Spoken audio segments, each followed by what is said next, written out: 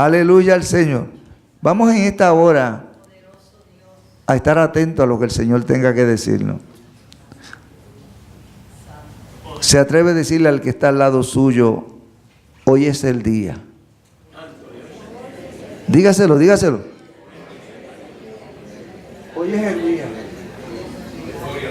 Y dígale, hoy es el día que Dios va a hablar contigo.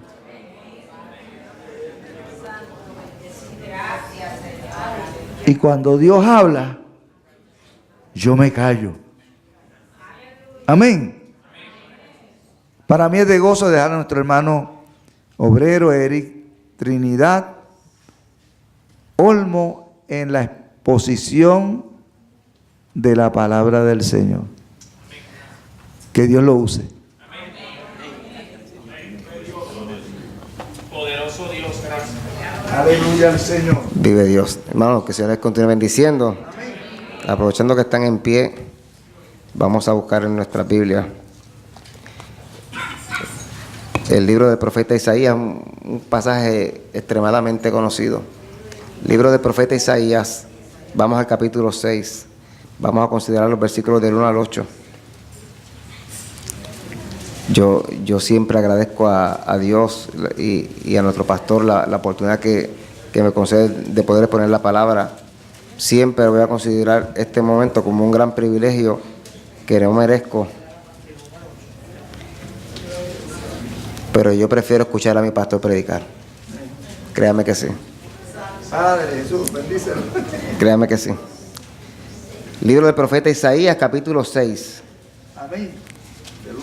Del 1 al 8. Vamos a estar considerando los versículos del 1 al 8. Isaías, capítulo 6, versículos del 1 al 8. De hecho, tiene por título Visión y Llamamiento de Isaías. El tema que estamos estudiando este mes es Instrumentos de Victoria. Y aunque el mensaje no se basa en el texto, ¿verdad?, que tenemos como mes, pero sí sigue la línea del mes. Yo usted verá que sí. Amén. Isaías capítulo 6, versículos del 1 al 8. Dice la palabra del Señor. A la gloria del Padre, del Hijo y del Espíritu Santo. Amén. En el año que murió el rey Usías, vi yo al Señor sentado sobre un trono alto y sublime, y sus faldas llenaban el templo.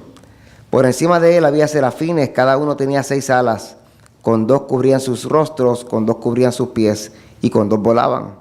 Y el uno al otro daba voces diciendo, Santo, Santo, Santo, Jehová de los ejércitos, toda la tierra está llena de su gloria. Y los quiciales de las puertas se estremecieron con la voz del que clamaba, y la casa se llenó de humo. Entonces dije, ay de mí que soy muerto, porque siendo hombre inmundo de labios y habitando en medio de pueblo que tiene labios inmundos, han visto mis ojos al Rey, Jehová de los ejércitos.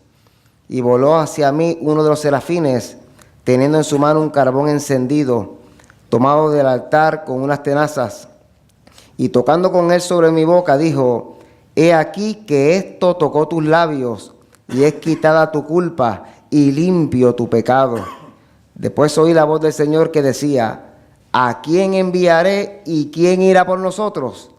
Entonces respondí yo, heme aquí, envíame a mí. Nuestro pastor nos lleva en oración. Oramos al Señor. Amado Dios y Padre bueno, en esta hora, Dios eterno, estamos sentados a tu mesa. En tu mesa siempre hay pan. En tu mesa siempre, Señor, hay sustento para tu pueblo. Aún aquella que estaba, Señor Santo, oh Dios del cielo, y no era quizás invitada, Señor, quería, aunque fueran migajas de tu mesa. Pero tú no tienes migajas para tu pueblo. Tú eres un Dios, aleluya, justo y soberano. Este día tú lo has planificado para que nosotros estemos aquí en tu casa y seamos beneficiados por el poder de tu palabra. Usa a tu Hijo, Dios mío, con toda autoridad, con toda gracia, con toda sabiduría y toda ciencia en tu palabra, Dios eterno, pero sobre todo con la unción de tu Espíritu. Úsalo, mi Dios bendito, y que nosotros podamos estar receptivos a lo que tú tienes para nosotros. Por Cristo. Amén y amén. Pueden sentarse. El título de este mensaje es el siguiente: un asunto de disposición. Un asunto de disposición. Yo tengo 17, llevo, gracias a Dios, ¿verdad? 17 años de casado. Espero que sean muchos más. Entonces, en mi casa yo hago algunas cosas, pero yo nunca cocino en casa. Yo no sé cocinar. Mi esposa cocina tan bueno que creo que no me hace falta aprender. Por si acaso. Mire, entonces, pero, claro, uno las tareas del hogar uno se las tiene que repartir por obligación. Eso es así. O sea, a los hombres aquí, usted no puede estar en su casa patas arriba, usted tiene que hacer algo. Entonces, pues uno se divide las tareas, por ejemplo, dentro de tantas cosas que uno se tiene que dividir. En mi casa, aunque mi esposa y yo trabajamos juntos, que es un privilegio, aunque trabajamos juntos, pues ya las cosas no son como antes, que bajábamos todos por la mañana y subíamos todos por la tarde, cuando mis hijos estaban en la escuela. Pues así era, así fueron años muy felices y ya no se pueden hacer, porque ahora hay que dividirse. Entonces acostumbramos a que mi esposa pues lleva a los nenes por la mañana a la escuela, entonces yo en la tarde los busco.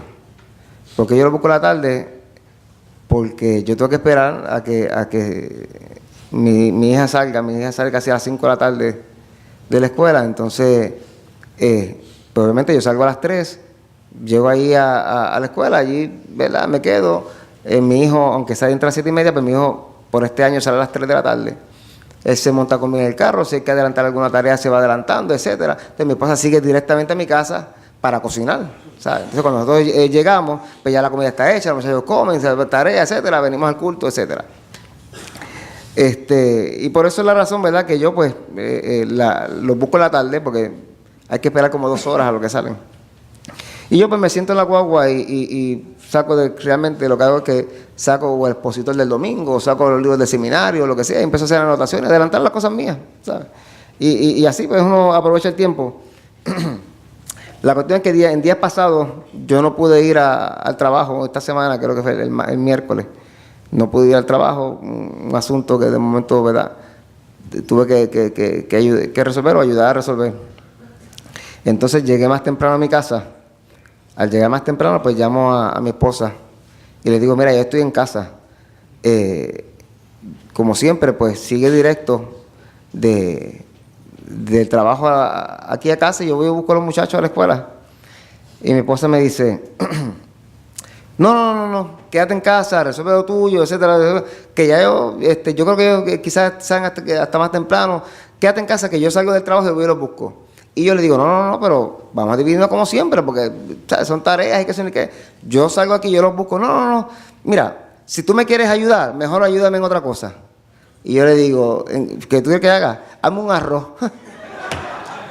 O sea, yo no sé, mi mujer, si alguien tenía duda que era una mujer de fe, sepa que no era mujer de fe, sepa, mi mujer era una mujer de fe. O sea, mi mujer me dice, mi esposa me dice: mira, hazme un arroz. Y yo dije: Tayita, tú sabes lo que tú me estás pidiendo a mí. Sí, ayúdame. Sí, porque hazme un arroz blanco. Y yo le dije: bueno, pues, ¿cómo hay que hacer el arroz? Entonces ella cogió y me dice: pues mira, saca la olla y haz tal cosa y tal, son tantas medidas. Me dijo lo del aceite, etcétera. La cuestión del caso es que yo hice todo lo que ella me iba diciendo y pude hacer el arroz. Claro, lo hice en la arrocera. Bueno, hermano, o sea, para hacer una primera vez tampoco me pidan una olla normal. O sea, yo lo hice en la arrocera. Oye, eso es tan sencillo. Cocinar ya hasta me gustó.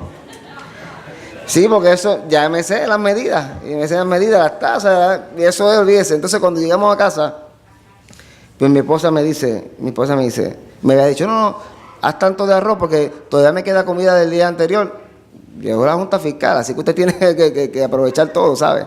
Entonces cogimos, y cuando llegan a mi casa, lo primero que sabe Marcel, aquí huele bueno, eran arroz blanco, o sea, pero olía sabroso. Entonces todo el mundo quería comer de mi arroz. Mi esposa me felicitó, me dijo, oye, te quedó suertecito, granosito, para hacer un anuncio de televisión. Pero qué, mira, qué rico quedó. Lo único es que mi esposa ahora dice que, ¿verdad? Ahora ella dice que por fin yo sirvo aunque sea para hacer un arroz blanco. Yo no sé qué quiso decir, mire hermano. Llevamos 17 años de casado, y una de las bases es el perdón, yo la perdono. Mire, ya se hace el arroz, por si acaso. Ya se hace el arroz. Así que, nada, que yo quiero decir con todo esto lo siguiente. Hermano, en todos los aspectos de la vida, en todos los ámbitos de la vida, usted tiene que ser de ayuda. Usted tiene que ser un instrumento de servicio, ¿okay? En todos los aspectos de la vida.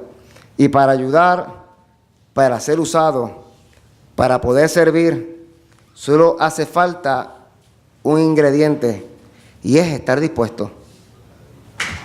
Para poder servir, para usted poder ser útil, para usted poder ser un instrumento, para usted poder ser usado, usted tiene que estar dispuesto. Y ese es, ¿verdad?, el mensaje de hoy, un asunto de disposición. Aunque este mensaje no tiene nada que ver directamente sobre la vida de los apóstoles, ¿verdad? Pues yo quisiera hablar de ellos algunos minutos, ¿verdad?, sobre los apóstoles. Cuando son presentados en la Biblia por primera vez, para muchos, ¿verdad?, intelectualmente no parecen gran cosa, usted lo sabe. ¿Por qué? Porque a los apóstoles, de momento, nadie los identifica como personas demasiado capacitadas para una tarea en específico o para una tarea de gran valor.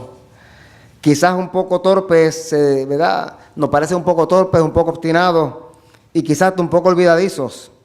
Entonces, cuando usted y yo comenzamos a hablar de los apóstoles, pues tenemos a Pedro. Miren, Pedro es un hombre de por sí, un hombre rudo, un hombre tosco, un hombre terco, de momento, ¿verdad? Y es curioso porque el hombre que se le ha encomendado la dirección de la próxima gran tarea de Dios aquí en la tierra, sabemos, ¿verdad?, que, valga la redundancia, sabe más de remos que de cultura romana. Entonces, de momento, adicional a Pedro, usted puede ver sus colegas. Tenemos a Andrés, Santiago, Natanael, por dar algunos ejemplos. Son personas que no han estudiado las costumbres de Asia, ni habían estudiado la cultura griega. Y podemos decir, pero ven acá, estas personas fueron escogidas para una gran tarea. ¿Tendrán algún tipo de educación formal? De hecho, es muy poco lo que aparentan tener. Usted podría decir, bueno, quizás fueron escogidos porque eran humildes, o sea, por su humildad y fueron escogidos. Pero sepa que la Biblia dice que en un momento dado conspiraron para tener una posición destacada. ¿Quién se va a sentar a tu derecha en el reino? Usted podrá decir, bueno, pues quizás tenía algún concepto profundo de teología. Bueno, Pedro le dijo a Jesús que no llegara a la cruz.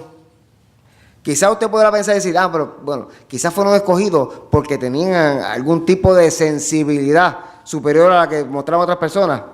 Pero cuando usted piensa eso, usted tiene que ver que Juan quería en un momento dado quemar a todos los gentiles. Es un coraje que le dio. Entonces, usted podrá decir, pues por lo menos fueron escogidos por su lealtad. O sea, eran hombres leales. Pero cuando Jesús necesitaba sus oraciones, se quedaron dormidos y peor aún, cuando Jesús fue arrestado, salieron corriendo. Así que, sin embargo, 6 semanas después, ¿verdad?, del sacrificio de Cristo en la cruz, es a ellos a lo que Jesús les dice, y me seréis testigos en Jerusalén, en toda Judea y Samaria y hasta lo último de la tierra. La pregunta que nos ocupa entonces es la siguiente: ¿seguirá Jesús haciendo lo mismo? ¿Seguirá Jesús haciendo lo mismo? ¿Sigue Jesús convocando gente sencilla para hacer cosas grandes? Al igual que ellos, usted y yo somos personas comunes y corrientes. Usted y yo somos personas bien comunes y bien corrientes. Nos sentamos en la fila de atrás, nadie nos vitorea, no tenemos sirvientes, no tenemos choferes, no tenemos mayordomos. Usted y yo somos como los discípulos de Jerusalén. Vuelvo y repito, somos personas comunes y corrientes. Apenas sabemos hacer el arroz blanco en arrocera. La pregunta es la siguiente: ¿usa Dios a la gente común y corriente? Pero ustedes saben que sí. Ustedes saben que sí. Que el Señor siempre ha utilizado a personas comunes y corrientes. Así que no deje que Satanás te convenza de lo contrario. ¿Por qué? Porque créame que él lo va a intentar. Te dirá que Dios pide un coeficiente intelectual X, bien superior, para llevar a cabo cierta tarea. Te dirá que siempre hay otros mejores y mucho más calificados que tú. Pero escucha lo que dice la Escritura en 1 Corintios 1, 26 al 28, desde otra versión que no es la Reina Valera. Dice: recuerden lo que ustedes eran cuando Dios los eligió. Según la gente, muy pocos de ustedes eran sabios y muy pocos de ustedes ocupaban puestos de poder o pertenecían a familias importantes. Y aunque gente de este mundo piensa que ustedes son tontos y no tienen importancia, Dios los eligió para que los que se creen sabios entiendan que no saben nada. Dios eligió a los que desde el punto de vista humano son débiles, despreciables y de poca importancia, para que los que se creen muy importantes se den cuenta de que en realidad no lo son. Así Dios ha demostrado que en realidad esa gente no vale nada. Aleluya. Qué tremendo. Así que no hay evidencia alguna de que Jesús eligiera a sus discípulos porque ellos eran más buenos o porque ellos eran más listos. La única cosa que tenían a su favor fue su disposición a dar un paso al frente cuando Jesús a todos y cada uno de ellos le dijo: sígueme. Y ellos tuvieron la disposición de seguir al Señor. Así que la respuesta a cada llamado que hace el Señor es un asunto de disposición. Mire, el encuentro que el profeta Isaías tiene con Dios, y ahora vamos a entrar, ¿verdad?, al texto que nos sirve de base. El encuentro que el profeta Isaías tiene con Dios y que se describe en el capítulo 6 del 1 al 8, lo que acabamos de leer al principio, es sin duda alguna una de las porciones más hermosas que tiene la palabra, de tantas y tantas que tiene. El encuentro del cual hacemos referencia es uno que provoca transformaciones y visiones ministeriales en ese profeta. Se trata de un llamado que es afinado por Dios. Se trata de ese tipo de encuentro que nos permite lidiar con áreas de insatisfacción que muy pocas veces somos capaces de rendirlas ante nuestro Dios.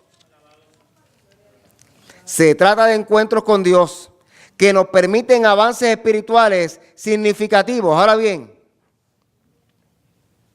casi todos estos encuentros ocurren en tiempos en los que enfrentamos crisis de los más altos niveles, ¿verdad?, en nuestra vida. Dicho esto, debemos entender que al estudiar los modelos bíblicos acerca de los llamados, encontramos algo muy interesante. Y es que según la Biblia, sepa esto, los llamados no se repiten. Los llamados no se repiten. Me explico. Solo Saulo de Tarso fue llamado camino a Damasco. Solo Jacob fue llamado a una confrontación con un ángel. Y solo Moisés fue llamado frente a una zarza. No se repiten los bosquejos divinos. Moisés fue llamado en un palacio para que trabajara en un desierto, y José en el desierto para que trabajara en un palacio.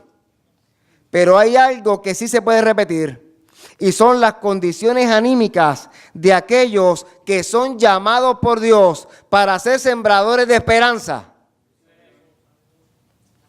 El profeta de este libro, o sea, Isaías, se presenta en este capítulo como un hombre que de momento se encuentra destruido y sin esperanza.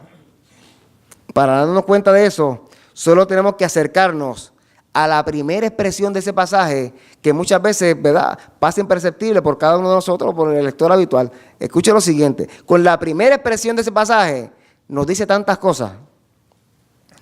En el año que murió el rey Usías.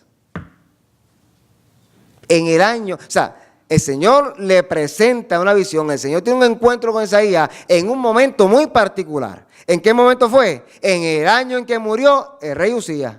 ¿Usted sabe todo lo que implica esa expresión? Mire, partiendo de esta definición, esto significa lo siguiente. Usías, el nombre Usías significa mi esperanza es Dios. Ese es el significado de Usías. Mi esperanza es Dios. Así que partiendo de esta definición, para algunos estudiosos, el profeta nos está diciendo que hubo un año en el cual su esperanza en Dios murió. No sé si han estado allí, pero a mí me parece que todos pasamos por el año en que se muere el rey Usías. Yo creo que todos nosotros, vuelvo y repito, pasamos por el año en que se muere el rey Usías. Posiblemente es el año en que los doctores nos dicen que estamos enfermos.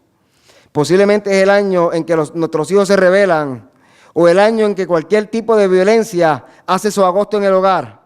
Ahora bien, el profeta continúa diciendo que ese año, que era un año de crisis, ocurrió en su vida algo sobrenatural. Dios mismo vino al encuentro del profeta.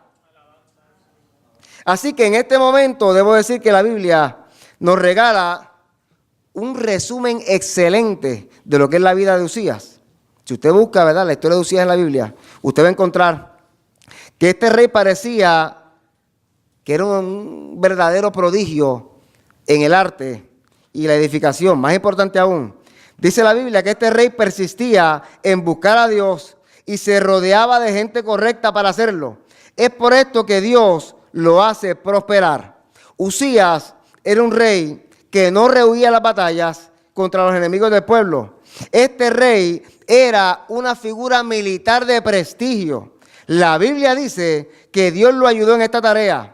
Este rey, Usías, fue tan exitoso en estas funciones que su fama se divulgó internacionalmente. En todo el mundo, ¿verdad?, en esa época conocían quién era el rey Usías. Era un hombre que Dios había prosperado. Al mismo tiempo, Usías era excelente en el desarrollo de la infraestructura necesaria para satisfacer las necesidades de su pueblo. Me explico. Usías era un rey que abría cisternas de agua, hacía provisiones para la ganadería, era amigo de la agricultura, era amigo de la ingeniería. El pueblo con Usías estaba bien. Sin embargo, la Biblia señala en Primera de Crónicas 1:16 que cuando ya era fuerte, su corazón se enalteció para su ruina porque se rebeló contra Jehová su Dios. Qué triste, ¿verdad? Así que esta actitud le llevó a sufrir el juicio de Dios como un rey leproso hasta el final de su muerte, porque Jehová lo había herido por faltar a la santidad y por faltar el respeto a Dios. Si bien es cierto, ¿verdad?, al final de su carrera, vemos, ¿verdad?, en el final de la carrera de Usías, una mancha, ¿verdad?, terrible en su récord, pero sin duda alguna que la muerte de un hombre de Estado de este calibre debe haber sacudido la estabilidad del reino de Judá, y de las naciones vecinas. O sea, por eso es que la muerte del rey Usías no era la muerte de cualquier rey. O sea, implicaba muchas cosas para la nación. Y es en este contexto que Dios sale al encuentro del profeta Isaías. Por eso que Isaías está tan triste, ¿verdad? ¿Por qué? Porque era el año de la muerte del rey Usías. ¿Qué vamos a hacer como nación si este es el hombre que nos tiene bien? Alabado Dios. Aleluya. Así que encontramos al profeta en un momento en que su sensibilidad había sido sacudida porque la muerte de un rey de este calibre representaba, vuelvo y repito, un tiempo de crisis nacional, relacional y personal La muerte de Uzías era un momento de crisis para todos ellos. Y en tiempos así, en tiempos de crisis, no sea, cual sea la crisis, en tiempos de crisis siempre es necesario buscar a Dios. Es por esto que no nos debe sorprender encontrar este consejo en las páginas del libro de Isaías. O sea, por eso es que si usted a partir de este momento comienza a leer el libro de Isaías, usted se va a dar cuenta de muchas cosas que Dios le revela y de muchas cosas que Él escribe. Por eso es que pues, encontramos en Isaías 55 que Isaías dice: buscad a Jehová mientras puede ser hallado, llamadle en tanto que está cercano. Isaías busca el rostro de Dios, sacudido por las implicaciones que traen consigo esta pérdida. Su dolor posiblemente es tan y tan grande que por eso dice, vuelvo y repito, en el año en que murió el rey Uzías. Pregunto nuevamente, ¿ha sufrido usted experiencias en las que ha sentido que su esperanza ha desfallecido? La buena noticia es la siguiente: es en escenarios de esta naturaleza que Dios favorece salir a nuestro encuentro. En el momento de crisis de Isaías, en el momento de crisis de la nación, entonces Dios mira desde el cielo y dice: es momento de que yo intervenga. En el momento de crisis que tú puedas estar pasando, la buena noticia es que Dios te mira hoy y dice: tranquilo, porque es momento de que yo intervenga.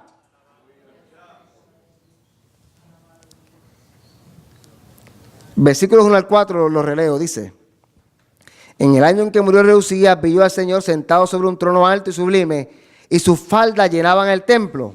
Por encima de él había serafines, cada uno tenía 6 alas, con 2 cubrían su rostro, con 2 cubrían sus pies, y con 2 volaban. Y el uno al otro daba voces diciendo: santo, santo, santo, Jehová de los ejércitos, toda la tierra está llena de su gloria. Y los quiciales de las puertas se estremecieron con la voz del que clamaba, y la casa se llenó de humo. Es muy importante destacar aquí que la revelación de Dios a este profeta le impone al profeta, le impone a Isaías un cambio en su óptica espiritual. O sea, automáticamente Dios le revela a su siervo otra manera de ver las cosas. O sea, Dios se le revela a Isaías con esta visión y lo primero que hace es: espérate, Isaías, tú estás atravesando un momento de crisis, pero yo te voy a enseñar a ver las cosas de una manera diferente, aún en medio de tu crisis. Amén. Qué tremendo. La primera de ellas, la muerte de Uzías, muestra la crisis existente, mientras la segunda, la revelación del trono de Dios, muestra la gloria que prevalece sobre la crisis. La muerte de Uzías muestra la crisis existente, mientras la revelación de Dios muestra esa gloria. La muerte de Uzías muestra el caos y el desorden presente, pero la revelación de Dios muestra el orden, la solidez y la majestad del Dios eterno. La muerte de Uzías presenta la crisis provocada en un escenario que es temporal, pero la revelación divina muestra la gloria de un escenario que es para siempre. La muerte de Uzías muestra lo que es y lo que ya no será, pero la visión del Dios eterno revela lo que ha sido, lo que es y lo que será por los siglos de los siglos. Amén. Este pasaje debe ser entonces visto como una propuesta de Dios para que escojamos cómo vamos a ver las cosas que se nos presentan en la vida. Si el Señor le estaba diciendo a Isaías: tú estás pendiente a un hombre de un trono terrenal, pero yo te estoy diciendo que soy el Dios del trono eterno. Isaías, en medio de tu crisis, tienes que ver las cosas de manera diferente. Así que hay que saber escoger entre lo que es aparente y entre lo que es eterno. A Dios le gusta salir a nuestro encuentro cuando nuestros sueños han colapsado. Escuche bien. Es aquí cuando Dios decide revelarse para hacernos saber que nuestros sueños y nuestros deseos casi siempre colapsan cuando ya no tenemos el control de aquellas cosas que queremos tener, deseamos hacer o tememos perder. Así que Dios le está diciendo al profeta que ha perdido al rey, a su gran amigo, y a un excelente gobernante, Isaías, en medio de tu crisis, tú tienes que escoger lo que quieres ver. Vuelvo y repito, Isaías, estás en crisis, la nación está en crisis, pero tú tienes que aprender a ver las cosas de manera diferente. El profeta tiene que escoger si quiere seguir viendo el dolor o si quiere comenzar a ver una virgen concibiendo y dando a luz un niño. El profeta tiene que escoger si quiere seguir viendo la angustia y la oscuridad temporal o si quiere ver que no habrá para siempre oscuridad para el pueblo que busca a Dios.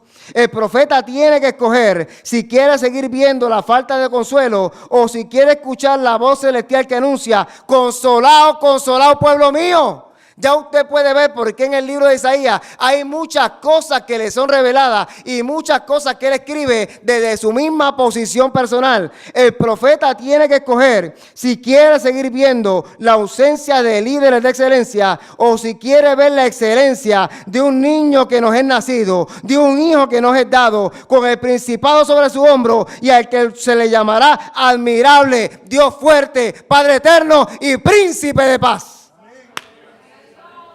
Isaías tiene que escoger si quiere seguir viendo la ausencia temporal de un buen gobierno o si quiere ver un gobierno en el que lo dilatado de su imperio y la paz no tendrán límite. Isaías 9:7.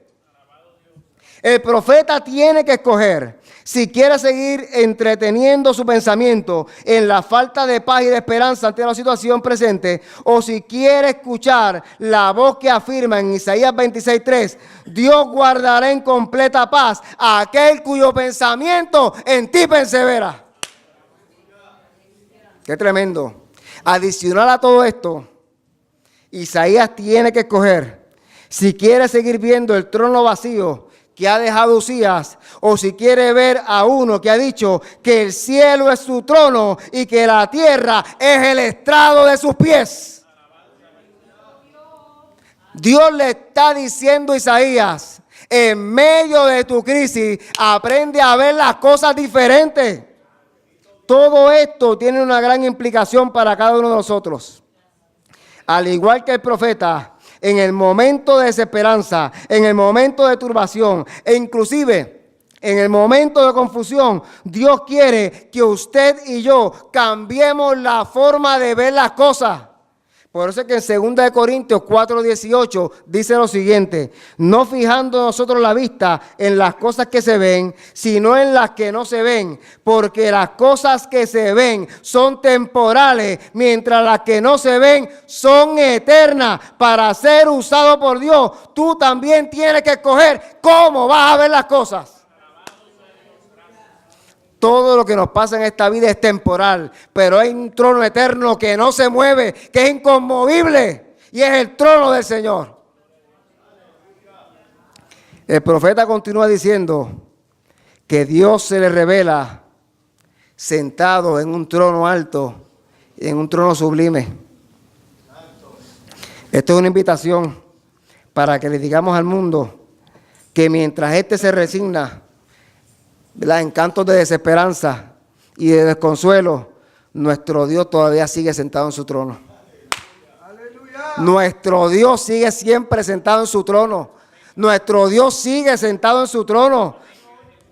No podemos quedarnos a llorar el pasado. Hay una noticia que contar. La tierra podrá temblar, pero nuestro Dios está sentado en su trono. Nuestras calles podrán estar llenas de violencia, pero Dios está sentado en su trono. Las familias y los hogares podrán estar en crisis, pero nuestro Dios sigue estando sentado en su trono. ¿Cómo vas a ver las cosas? El Dios de Isaías se revela para que le digamos al mundo que de Jehová es la tierra y su plenitud, el mundo y los que en él habitan. No importa lo que esté pasando en tu casa, en tu familia, en tu matrimonio, con tus hijos, tienes que saber una cosa: aprende a cambiar la óptica, porque Dios sigue sentado en su trono. Los creyentes tenemos una misión. El poder de Dios todavía salva, sana y transforma, y eso hay que proclamarlo. Los nuestros necesitan que le devolvamos la visión y la esperanza en el Dios que proclamaba Isaías. Hay que proclamar al Dios de esa revelación. Él nos quiere usar y a eso nos llama el Señor. Ahora bien, ¿cuán capaces somos para comprender la totalidad y el alcance de esta revelación dada al profeta? Hay detalles que nos ayudan a entender esto. Por ejemplo, los serafines expresan en su canción, que la santidad de Dios, que se desprende de su trono, baja hasta cubrir toda la tierra. Y recuerde que la santidad no contiene a Dios, es de Dios que fluye la santidad. Sin embargo, lo más relevante es que Dios, nuestro Dios, el Todopoderoso, que es tan grande, que es tan majestuoso, que es tan excelso, que es tan sublime, que no lo podemos comprender, decide hablar en medio de su revelación y nosotros somos capaces de oír su voz y sus palabras. Esa voz sube por encima de las voces de los seres celestiales que están cantando. Y esa voz se escucha en medio de un templo que se estremece y que a su vez se llena de humo. La Biblia dice mucho más. Dice que Dios encarnó esa voz, ¿verdad? Esas palabras que salen de la boca de Dios fueron encarnadas en la figura de Cristo Jesús, que es el verbo encarnado de Dios. Y esa voz que se escucha en medio de la revelación reclama una respuesta. Se trata de la respuesta al llamado que nos hace el Todopoderoso. Ahora bien, ¿qué implicaciones tiene ese llamado? ¿Qué responsabilidad y qué obligaciones se desprenden de este? Último punto de mensaje y termino. Esa voz que se escucha en medio de esta revelación reclama, en la voz de Dios, reclama una respuesta. Sin duda alguna que esta revelación tiene que haber provocado efectos únicos y extraordinarios en la mente de Isaías. La gloria pura que se revela en ese encuentro provoca que cualquier ser humano crea que se va a morir. ¡Ay de mí que soy hombre muerto!, dijo el profeta. Mire, la sola confrontación de la gloria excelsa de Dios con la conciencia de nuestra humanidad tiene el efecto de reducir nuestros niveles de orgullo, nuestros niveles de suficiencia y de autonomía propia, de propia voluntad. Isaías, entonces, en su año de crisis, en su momento de crisis, ha sido confrontado con el sentido de debilidad que desarrolla nuestro pecado. Esta visión de la santidad de Dios le recordó al profeta su propia indignidad que merecía juicio divino. Pero es aquí que entra en escena el fuego purificador de Dios. Y voló hacia mí uno de los serafines teniendo en su mano un carbón encendido, tomado del altar con unas trenzas, y tocando con él sobre mi boca dijo: he aquí que esto tocó tus labios y es quitada tu culpa y limpio tu pecado. El fuego purificador que se describe aquí y que aquí se nos revela, ¿verdad? El fuego purificador del Señor, ¿verdad?, descrito en esta profecía, nos revela que no se trata de la cantidad de fuego de Dios, no se trata de la cantidad de fuego que Dios utilice para nuestra purificación. Se trata de la calidad del fuego. Se trata de la calidad del fuego. Dios ha escogido al profeta para una gran tarea. Y como Dios había escogido, como Dios había seleccionado a ese profeta para una gran tarea, ¿por qué? Porque las palabras de Dios iban a ser puestas en la boca de ese profeta. Así que esto nos lleva a una conclusión. Escuche bien. No hay encuentros con Dios sin propósitos y sin la asignación de responsabilidades. No hay llamados genuinos sin consagración. No hay tarea asignada sin purificación. Y no hay purificación sin fuego. Dios purifica con fuego a todos aquellos a quienes Él va a utilizar constantemente como sus instrumentos. Es por esto que el llamado a ser un instrumento de Dios es sin duda una de las decisiones más serias que un ser humano tiene que tomar en su vida. ¿Por qué? Porque no hay espacios allí para agendas personales. Sin duda alguna que el llamado es de Dios, pero la respuesta es del ser humano. Y esto es tan serio que requiere que nos cuidemos de no confundir nuestros deseos con el orden de Dios o con la orden de Dios. Miren, hay un cuestionamiento divino en esta visión. ¿Quién irá? Ese es el cuestionamiento que Dios hace. ¿Quién irá? ¿Quién irá? El pueblo está en crisis. Murió Usías. Estoy tratando con la nación. La persona que yo he seleccionado está en crisis. ¿Quién irá? Se pregunta el Señor. Pero hay una respuesta. Heme aquí, envíame a mí. Qué tremendo. Yo espero que usted lo haya captado. Miren. Isaías comenzó sus oraciones procurando consuelo y dirección para él y para el pueblo. Sin embargo, Isaías culminó sus experiencias de ese día cambiando su agenda de súplica por una agenda de consagración a Dios, su agenda de servidor público por una agenda de servidor de Dios, del Dios viviente, su agenda para buscar soluciones a problemas inmediatos por una agenda que le haría declarar que el Dios eterno se iba a insertar en la historia humana como el Mesías. Hay un Dios que quiere cambiar tu agenda en el día de hoy. ¿Y qué vas a hacer? ¿Y qué vas a contestar? Posiblemente tú también estás pasando el año en que murió el rey Usías. Posiblemente tú también estás pasando por un momento de crisis. Pero hay un Dios desde el cielo que te está diciendo en esta hora: no te preocupes, porque los llamados no cambian. Los llamados, ¿verdad?, pueden ser diferentes, pero mi agenda no. Así que de la misma manera en la cual Dios llamó al profeta, el Señor te llama a ti en esta hora. ¿Qué tú vas a hacer? ¿En qué tu óptica espiritual va a seguir siendo la misma o la vas a cambiar en esta hora? Tú me dejas purificarte con mi fuego. Tú me dejas usarte para que lleves la palabra a todos aquellos tuyos que les hace falta. ¿Qué tú vas a hacer en esta hora? Isaías se vio como instrumento de Dios. Te pregunto, ¿cómo te estás viendo tú en esta hora? El Dios de Isaías se sigue revelando hoy. Ese Dios descrito en el capítulo 6, el único Dios que existe, sigue provocando encuentros hoy con hombres y mujeres. Ese Dios, nuestro Dios, quiere revelarse para confrontar a hombres y mujeres de su pueblo, que luego puedan servirle como instrumento para decirle al mundo, para decirle a su familia, para decirle a los suyos, en momentos de crisis, Cristo es la solución. Escucha bien, en nuestras crisis Dios se revela. Para ser usados debemos estar dispuestos a que el fuego de Dios queme en nuestra vida lo que tenga que quemar. Y eso es un asunto de disposición.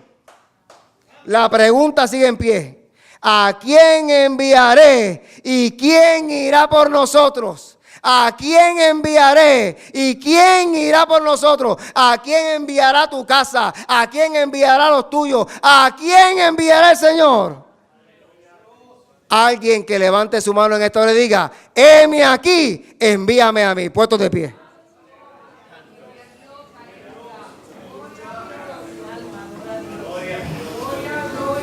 Vive Cristo.